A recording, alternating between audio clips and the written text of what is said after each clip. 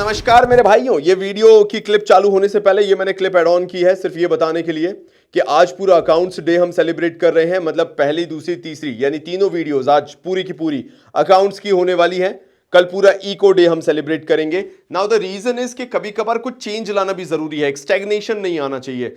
तो प्लीज मुझे बताओ कि क्या तुम लोग अपनी 100% अटेंडेंस लगाओगे? बिकॉज देखो मेरे भाइयों, जिसको नहीं समझ में आता वो गाली दे के ही जाएगा कि इतना लेट चल रहा है, कैसे होगा सिलेबस, अरे तुम तो बेवकूफ बना रहे हो, अरे कोई और यूट्यूब चैनल देखना पड़ेगा, अरे 20-20 मिनट की वीडियो से क्या होता है। सुनो गधों, जो ऐसा सोचते हैं, पेपर भी 3 घंटे का होता है। उस हिसाब से तो पेपर भी जस्टिफाइबल नहीं है जिस हिसाब से तुम्हारा सिलेबस है।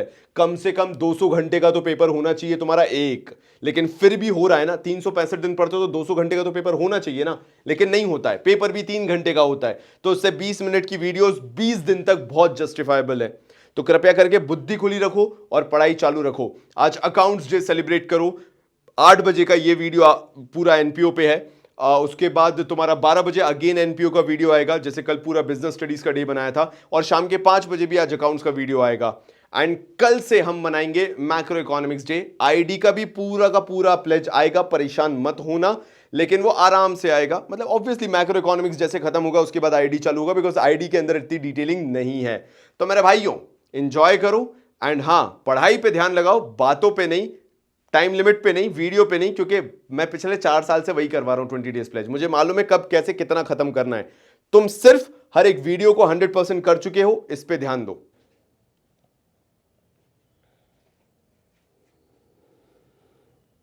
दोस्तों के साथ भी घूमना है, गर्लफ्रेंड भी जरूरी है, स्कूल में पढ़ाई होती नहीं है, और एग्ज़ाम से जस्ट एक रात पहले या स्कूल टेस्ट से जस्ट एक रात पहले पूरा करियर याद आ जाता है, पूरी ज़िंदगी याद आ जाती है, और पापा याद आ जाते हैं जो हर रोज़ चाय का ठेला खुलवाने की धमकी देते हैं, या वो पीटीएम याद आ जाएगी जहां तुम्हारे पसंदीदा मित्र के सामने तुम्हारी बेइज्जती हो सकती है। तो मेरे भाइयों, उससे बचाने के लिए मैं आ चुका हूं 20 डेज प्लेज में। तुम्हारा बहुत बहुत स्वागत है। और आज हम करेंगे एनपीओ को एंड, बिल्कुल लास्ट एंड मोमेंट पे एंड कर देंगे। लेकिन एक चीज तुम्हें समझना जरूरी है कि तुम्हारी मक्कारी का सिर्फ एक ही सोल्यूशन है, और वो है कॉमर्स बाबा।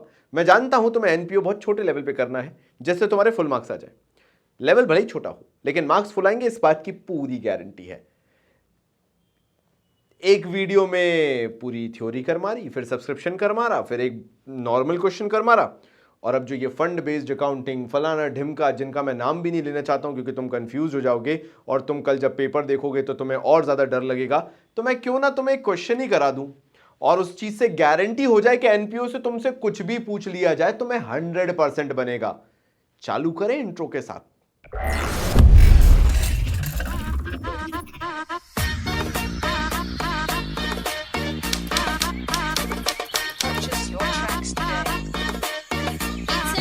खाली बैठा ओपन इंस्टा देन स्क्रॉल किया, फोटो छाप के मीम पे कितनों को ट्रोल किया। पढ़ाई है बंद टेस्ट पहलाई बी ग्रेड, बस याद अपने को श्वेता की सीक्रेट। 12th में तो टॉप किया बट बर्बादी हो रही है, ये सोच के बुद्धि मेरी आधी हो रही है। 10 नोटिस आए ओबी एग्जाम है अपने, ये मैम मेरा रैप मेरी पारी हो रही है। तुम्हें मैं बहुत सिंपल सी बात बताना चाहता हूं, और इसके लिए तुम्हें अपने दिमाग को 100% खोलना पड़ेगा। ये वो चैप्टर है जो कि तुम्हें तोड़ के जा सकता है, लेकिन अपन लास्ट वीडियोस तक कंसेप्ट बना के चले हैं, तो ये एक्चुअल में तुम्हारे लिए ऐसा चैप्टर बनेगा जो तुम्हारे बोर्ड के रिजल्ट को एक्चुअल में बढ़ाएगा। 95% का जो अपन को मार्क टच करना है, बट उसके लिए एक चीज जरूरी हो जाती है। जो भी मैं तुम्हें इस वीडियो में बताऊं ना, मां कसम दिमाग में बिठा लो। और एक चीज इसमें आने वाली है मेडिसिन को लेके। नाउ यहां पे मेडिसिन के बारे में 2 इंफॉर्मेशन दे रखी हैं एडिशनल इंफॉर्मेशन के अंदर, तुमने अगर क्वेश्चन को ध्यान से देखा हो। एक तो स्टॉक ऑफ मेडिसिन है, और दूसरा मेडिसिन सप्लायर्स को जो हमने पे आउट किया है वो दिया हुआ है। और अगर तुम रिसीट एंड पेमेंट देखो तो उसमें मेडिसिन के बारे में दिया हुआ है कि मेडिसिन हमने कितने की खरीदी है। नाउ मेडिसिन कंज्यूम्ड निकालना उतना ही आसान है क्योंकि परचेजेस मेन था जहां पे थोड़ा बहुत इधर उधर प्लस माइनस गलती हो सकती है। मेडिसिन कंज्यूम्ड कुछ नहीं होता, opening stock plus net purchases minus closing stock होता है। इससे हमारा जो मेडिसिन या जो भी हमारा रॉ मटेरियल है वो हमेशा कंजम्पशन वैल्यू पे निकल आता है। So this formula is not just for NPO, it also works for ratio chapter as well. अगर तुम्हें कंजम्पशन निकालना है कि कितने के गुड्स कंज्यूम्ड हो गए हैं या इस केस में मेडिसिन कंज्यूम्ड हो गई हैं, अगर अपन याद करो वो 11th में कॉस्ट ऑफ गुड्स सोल्ड या cost of revenue from operation का फॉर्मूला पड़ा था, opening stock plus net purchases plus direct expenses minus closing stock. ये वही फॉर्मूला है, बट इसमें से मैंने सिर्फ डायरेक्ट एक्सपेंसेस को हटा दिया है। तो इससे कंज्यूम्ड यानी कितना एक्चुअल में हमने साल भर में मटेरियल कंज्यूम किया है या मेडिसिन कंज्यूम की है वो निकल आएगा, जो कि हम इनकम एंड एक्सपेंडिचर में लेके जा सकते हैं बड़े आसानी से। सो ओपनिंग स्टॉक मेरे भाइयों 1 लाख रुपए है। नेट परचेजेस अभी अपन ने 2,90,000 निकाला था, तो पूरा 2,90,000 मैं यहां पे लिख दूंगा एंड माइनस कर दूंगा क्लोजिंग स्टॉक जो कि 1,50,000 रुपीज है। तो यहां से जो निकल के आएगा हमारा मटेरियल कंज्यूम्ड वो आएगा 2,40,000 rupees. Now this is the figure जो हम लेकर जाएंगे पूरा इनकम एंड एक्सपेंडिचर में। तो बस खत्म, ये यही तो इतना सा था। अब देखो कई बार क्या होता है, तुम लोगों को बहुत सारे अजीब से डाउट्स भी आ जाते हैं कि बाबा जी क्या इसको करने से हमें मार्क्स मिल जाएंगे, क्या सब्सक्रिप्शन का लेजर नहीं बनाएंगे तो मार्क्स मिल जाएंगे क्या? बिल्कुल मिल जाएंगे। क्वेश्चंस नहीं बोलते कि सब्सक्रिप्शन का लेजर बना के दिखाओ, you just have to find the value of subscription. So there is no question that is going to come with subscription का लेजर अकाउंट बना के दिखाओ। सो ऐसी चीजों में बिल्कुल मत फंसना, मैं तुम्हें वही सिखा रहा हूं जो इस साल पूछा जाना है। आगे बढ़ते हैं। तो मैंने मेडिसिन के बाद आखिर मेडिसिन वो जो पोलियो वाली क्वेश्चन में दी हुई थी वो क्यों नहीं ली?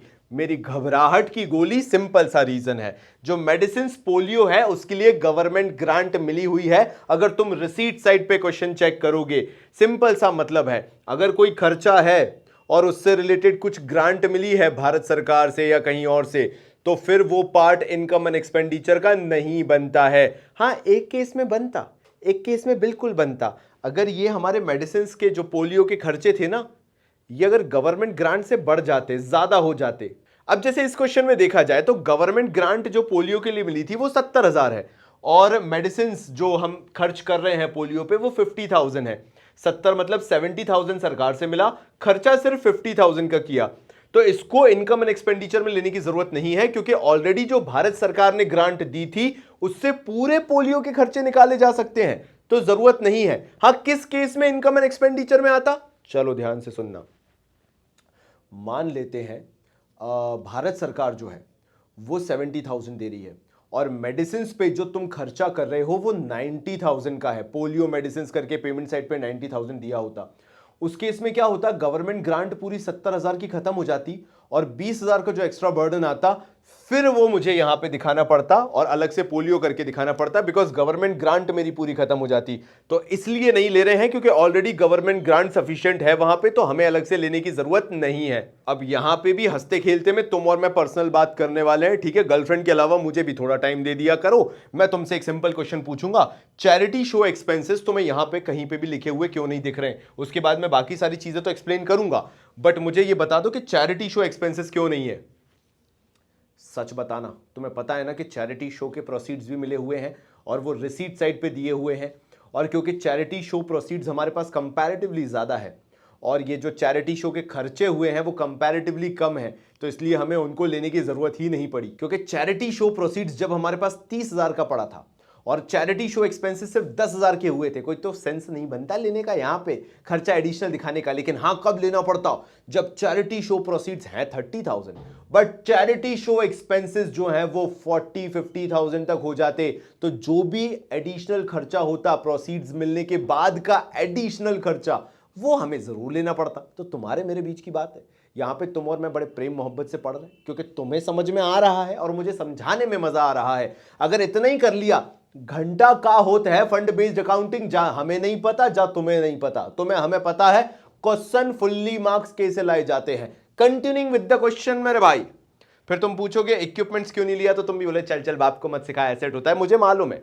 इसलिए मैंने उसको सबसे लास्ट में लिखा है, ऑल्दो कहने को वो पहले आता था।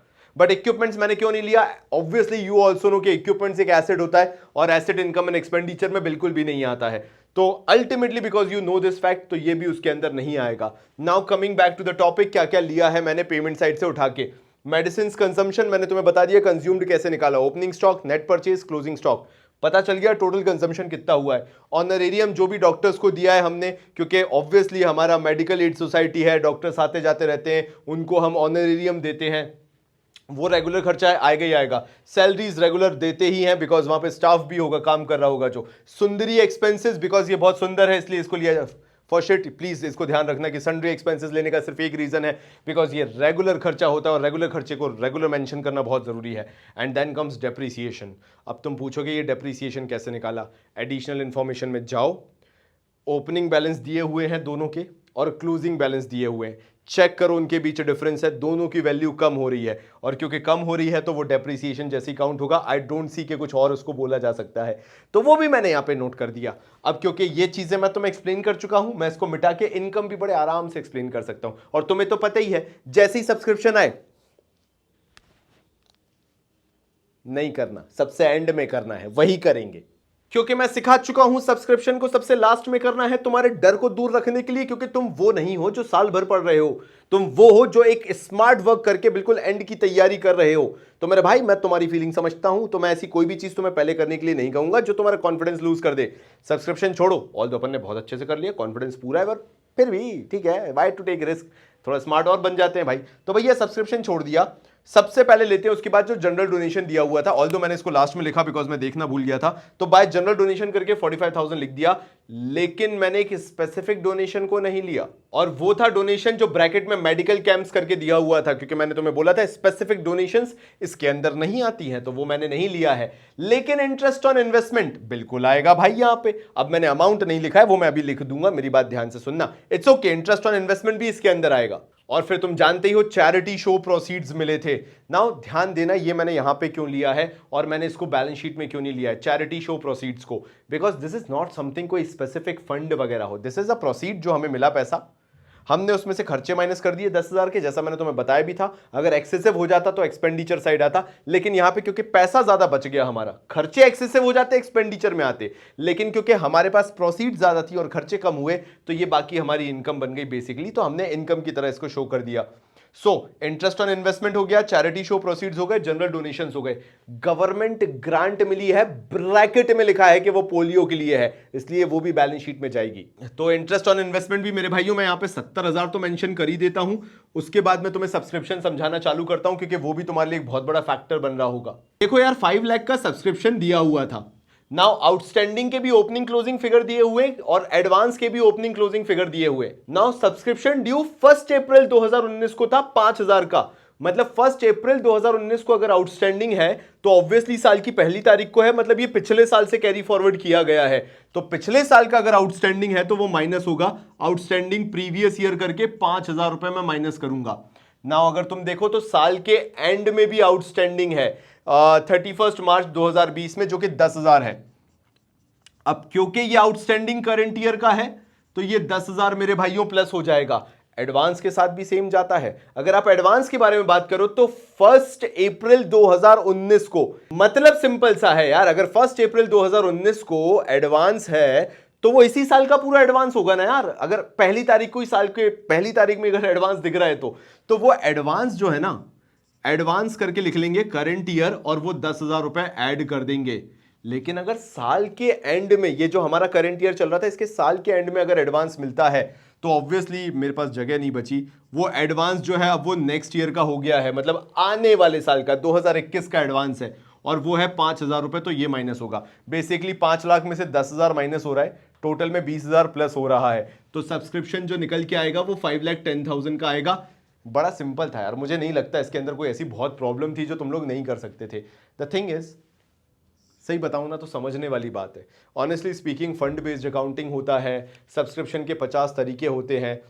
जब तुम्हें किसी चीज को स्पेसिफाई कर दिया जाता है ना, जब तुम्हें किसी चीज को बोल दिया जाता है अबे ऐसा ऐसा ऐसा डरा दिया जाता है, तूने ये टॉपिक पढ़ लिया वो टॉपिक पढ़ लिया, बहुत ही दिक्कत होती है। आगे बढ़ते हैं बे, कल फोड़ के आओगे तुम लोग या बोर्ड में फोड़ के आओगे, टेंशन मत लेना, बस कोशिश करो कि मेरे साथ फॉलो अप करते रहो। आगे बढ़ता हूं, बैलेंस शीट बनाते हैं। लेकिन उससे पहले एक बात और बोलूंगा, मैं इसको यहीं तक छोड़ के जा रहा हूं।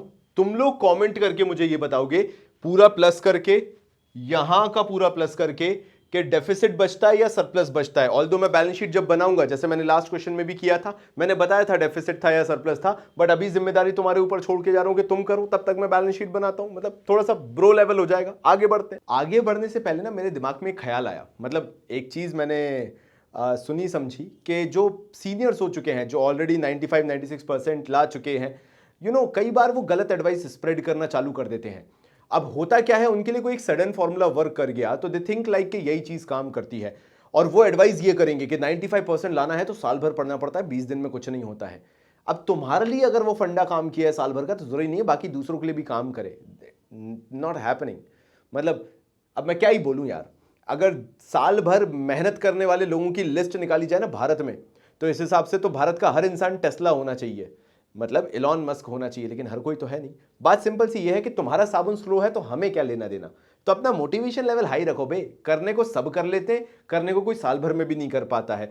सो कभी भी एक टर्मिनोलॉजी से या एक स्टेटमेंट से या एक आइडियोलॉजी से जुड़ के मत रह जाना। एक्सपेरिमेंट करो, खुद सीखो, खुद एक्सपीरियंस करो, उसके बाद किसी और को ज्ञान मत दो। जो तुम्हारे लिए वर्क करता है जरूरी नहीं है किसी और के लिए वर्क करे। मैं सिर्फ तुम्हारा वो कॉन्फिडेंस लेवल दोबारा बिल्डअप कर रहा हूं जो ये मान के बैठ गया था कि मैं तो हार चुका हूं। मैं हूं ना, घंटा हारने दूंगा तुम्हें। शुरू करते हैं मेरे भाइयों। बैलेंस शीट से मैंने कुछ नहीं किया, एडिशनल इंफॉर्मेशन में गया। बिल्डिंग का 1 अप्रैल 2019, इक्विपमेंट का 1 अप्रैल 2019, स्टॉक ऑफ मेडिसिन का, मेडिसिन मेरा स्टॉक है भाई, मैं मेडिकल एड सोसाइटी हूं, तो मेडिसिन का ओपनिंग फिगर, सब्सक्रिप्शन ड्यू जो था मेरा साल के शुरुआत में 1 अप्रैल का फिगर, ये 7% इन्वेस्टमेंट मैं अभी बता दूंगा कहां से आया। रिसीट एंड पेमेंट्स जो थे उसके अंदर, रिसीट एंड पेमेंट के अंदर टू बैलेंस बीडी करके जो ये फिगर दिए हुए थे वो भी मैंने उतार लिए। अब तुम पूछोगे बाबा जी ये 7% इन्वेस्टमेंट तो हमने देखा ही नहीं था। यही तो इस क्वेश्चन का एसेंस है। मैं चाहता हूं तुम कुछ भी छोड़ के ना जाओ और तुम ऐसे चमत्कारी तौर पे फील करो कि यार मुझे तो सब आता है। देखो यार, interest on investment receipt side पे दिया हुआ था 70,000 रुपए। अब यार वो 70,000 रुपए, मैं थोड़ा सा इधर हो जाता हूं, जय भाव सर मैं कैमरे में हूं कि नहीं है, ठीक है। 70,000 रुपए इंटरेस्ट ऑन इन्वेस्टमेंट तुम्हें कैसे मिल गया? सिंपल सी बात है भैया, ये तुमने 70,000 रुपीज कहीं से तो कमाया होगा। तो क्वेश्चन पे देखो ना यार, वो 7% क्लियरली दे रखा है कि वो 70,000 है, तो मुझे कुछ नहीं करना, वो परसेंटेज जो था उसका उल्टा कर देना है। 7 से 7 क्रॉस आउट हुआ, मतलब मेरे 10 लाख के इन्वेस्टमेंट है जिस पे जाकर मुझे वो इंटरेस्ट ऑन इन्वेस्टमेंट मिल रहा है। और अगर साल भर का इंटरेस्ट मिल रहा है 70,000 रुपए का, तो दैट मीन साल के शुरुआत में मेरे पास वो इन्वेस्टमेंट्स थे, मतलब वो ओपनिंग बैलेंस शीट में आएंगे। तुम सोचते हो ना यार मेरे मार्क्स कहां कट जाते हैं, मेरे को समझ में नहीं आता है। ये रहा छुपा रुस्तम, ये बेशरम बच्चा जो तुम्हारे मार्क्स लेके डूबता है। तो याद रखना, मैंने तुम्हें सिखा दिया कि कैसे निकाला मैंने 10 लाख रुपए। 7% इंटरेस्ट ऑन इन्वेस्टमेंट, 70,000 रुपए दिया हुआ था, मैंने 70,000 लिखा, और जो इंटरेस्ट का रेट था 7% होना चाहिए 7/100, मैंने रेसिप्रोकल कर दिया, मुझे पता चल गया मेरे इन्वेस्टमेंट्स के वर्थ कितने थे। तुम पूछोगे कि मैंने ओपनिंग बैलेंस शीट जो बना रहा हूं उसके अंदर क्यों लिखा है, जिनको नहीं पता ये मेरी पहली ओपनिंग बैलेंस शीट होती है, ठीक है। क्यों लिखा है? बिकॉज ओपनिंग बैलेंस शीट में ये होगा। कैसे पता चला? 7% इंटरेस्ट ऑन इन्वेस्टमेंट, टोटल 70,000 मिला है। देख लो, चेक कर लो, रिसीट साइड लिखा हुआ है। If I have received that 70,000 for the whole year, मिला है मुझे, तो साल के शुरुआत में इन्वेस्टमेंट तो रहे होंगे तभी मिला होगा, ऐसे तो मिल नहीं गया। तो ओपनिंग बैलेंस शीट में इन्वेस्टमेंट्स होंगे ही होंगे। ये आ गया। अब यहां आ जाते हैं, एडवांस्ड सब्सक्रिप्शन जो है ना, उसका भी ओपनिंग फिगर दिया हुआ था 10,000 रुपए, वो भी यहां पे लिखेंगे। वो हमारे लिए लायबिलिटी क्यों है? क्योंकि ये हमें एडवांस में मिल गया था जबकि हमने काम नहीं किया था अभी तक, तो वो लिख लिया। क्रेडिटर्स तुमने चेक किया ही होगा कि ड्यू वाला अमाउंट था क्रेडिटर्स का। Amount due to medicine suppliers जो दिया हुआ था वो मैंने यहां पे 80,000 रुपए लिख दिया। अब बस कुछ नहीं करना, एसेट साइड को पूरा प्लस करना है, इन दो महानुभावों को माइनस करना है। तुम्हें कैपिटल फंड पता चल जाएगा कि साल के शुरुआत में तुम्हारे पास कितनी कैपिटल थी। तो मैंने तो चमत्कारी तौर पे 1695 लिख दिया, मतलब 16,95,000 कैपिटल फंड। टोटलिंग तुम कर देना, वर्किंग नोट है, करना है करना, नहीं करना मत करना। लेकिन एक बात बता देता हूं मेरे भाइयों, बहुत सिंपल सी बात है, पता है ये जो टॉपर्स वगैरह होते हैं ना, देख मैं तो बैक बेंचर रहा हूं और खुदा कसम अलग ही मजे बैक बेंचर होने के। मैंने आज तक नहीं देखा कि मेरा कोई फेलियर रहा हो। मेरे से बड़े बड़े जो टॉपर निकले, खैर मैं भी अच्छा ही था पढ़ने में, ऐसी बात नहीं, बट अपन बैक बेंचर थे, अपन को पढ़ने में मजा आता था इसलिए अपन पढ़ते थे। बट जो टॉपर भी निकले उनने भी कुछ खास घंटा नहीं उखाड़ लिया जीवन में। मैं उनसे अभी भी फिर भी अच्छे ही कर रहा हूं थोड़ा बहुत। तो पता है टॉपर्स की एक सबसे बड़ी जलन क्या होती है? तुम पढ़ते हो 20 दिन में, जैसे 20 डेज प्लस से तुम और मैं पढ़ रहे हैं, तुम इतना पढ़ने के बाद भी या तो उनके बहुत ही क्लोज पहुंच जाते हो या फिर तुम उनसे आगे निकल जाते हो और उनकी आत्मा किलप जाती है। कोई 365 दिन मेहनत कर रहा, रगड़ रहा, कुत्ता बन गया हो, घसेट घसेट गधा माली कर रहा हो, और तुम क्या करो, वो 20 दिन पढ़ो, स्मार्ट स्टडी करो, तुम्हें मालूम है क्या आएगा, कॉमर्स बाबा के गेस्ट पेपर जरूर ले लेना साल के एंड में, वो सॉल्व कर लो, खत्म कहानी। तुम या तो उनके बराबर या उससे 1-2% नीचे या 1-2% ऊपर ही जाओगे। मतलब तुम्हारे उनके बीच वो जो गैप था ना 20-25-30% का आया करता था या 40-40% का था, वो खत्म हो जाएगा। तुम सोचोगे कि ये कैसे हो गया, वो भी सोचेगा ये कैसे हो गया, तुम्हें अच्छा लगेगा सोच के ये कैसे हो गया, उसकी मौत आ जाएगी उसको ये सोच के कि उसके साथ ऐसा कैसे हो गया। आगे बढ़ते हैं, क्लोजिंग बैलेंस शीट बनाते हैं। फाइनल बात करते हैं नई वाली बैलेंस शीट की। अब नई वाली बैलेंस शीट की जो बात करेंगे यानी साल के एंड में, आई एम सो सॉरी मक्कारी दिख जाती कई बार, मेरी ऐसी बात नहीं है। तो ये 31 मार्च 2020 है, तुम टोको, उससे पहले मैंने कहा मैं ही लिख देता हूं। तो मेरे भाइयों ये वाले में जब मैं एसेट साइड लिखना चालू करूंगा, and believe me I love the asset side the most, because इसके अंदर ज्यादा एडजस्टमेंट्स होते हैं और करने में भी बहुत मजा आता है। तो बिल्डिंग लिखा, डेप माइनस किया 3,80,000, कोई बहुत बड़ी बात नहीं है। बिल्डिंग का ओपनिंग फिगर पता था, डेप माइनस करके लिख दो, या डायरेक्टली क्लोजिंग फिगर भी लिख सकते हो, कोई बहुत बड़ी बात नहीं है। अगर तुम्हें और मक्कारी करनी है और टाइम बचाना है तो सीधे 3,80,000 भी लिखोगे तो मोर देन एनफ है। Then comes equipments 2,10,000 minus dep, obviously तुम्हें पता था कि देयर वाज अ गैप, तो मैंने वो माइनस कर दिया। एंड परचेजेस को यहां पे ऐड कर दिया, बिकॉज अगर तुम पेमेंट साइड पे देखोगे तो वहां लिखा था इक्विपमेंट्स, मतलब हमने और परचेज किया था, तो वो भी यहां पे आ गया 1.5 लाख रुपए।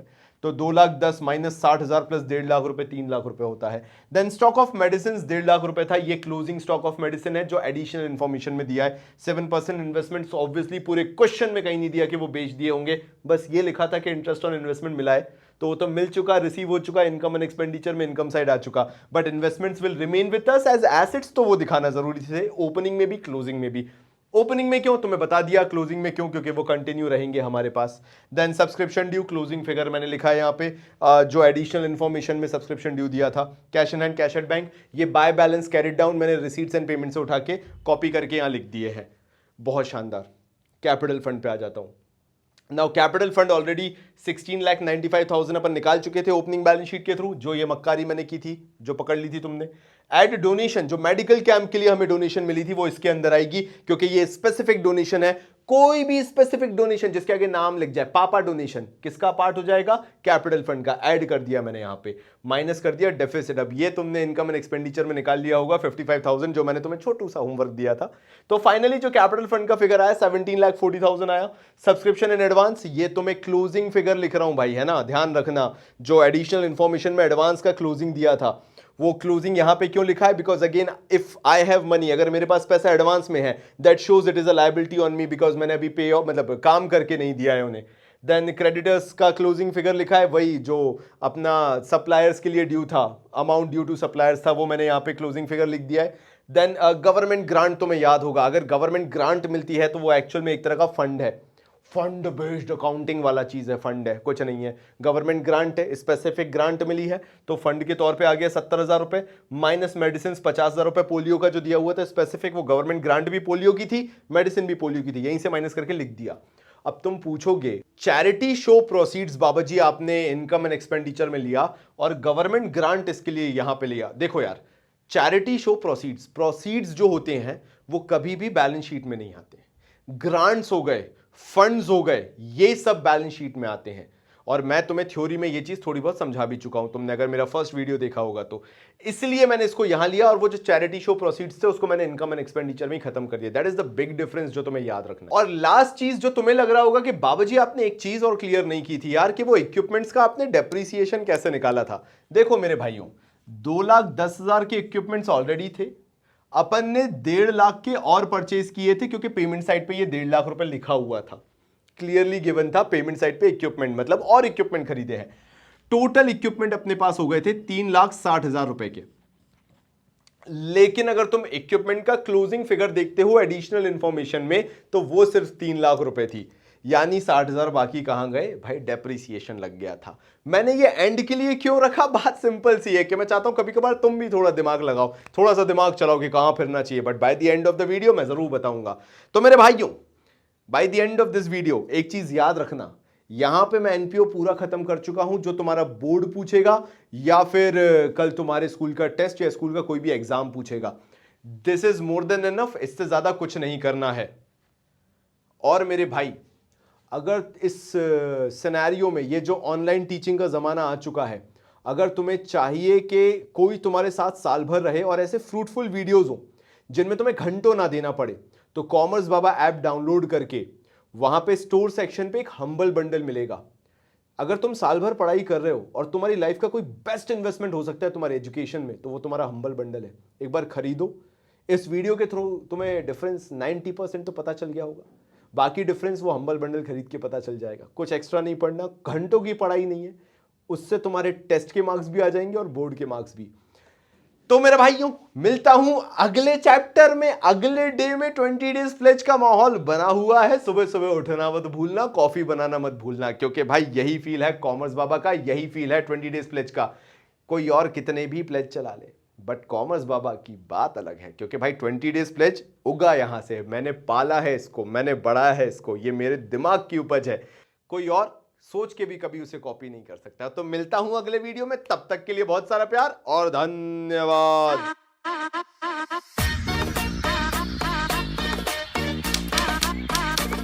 Purchase your tracks today. खाली बैठा ओपन इंस्टा देन स्क्रॉल किया, फोटो छाप के मीम पे कितनों को ट्रोल किया। पढ़ाई है बंद टेस्ट पहलाई बी ग्रेड, बस याद अपने को श्वेता के सीक्रेट। 12th में तो टॉप किया बट बर्बादी हो रही है, ये सोच के बुद्धि मेरी आधी हो रही है। 10 नोटिस आए ओबी एग्जाम में अपने, ये मैम मेरा रैप मेरी पारी हो रही है।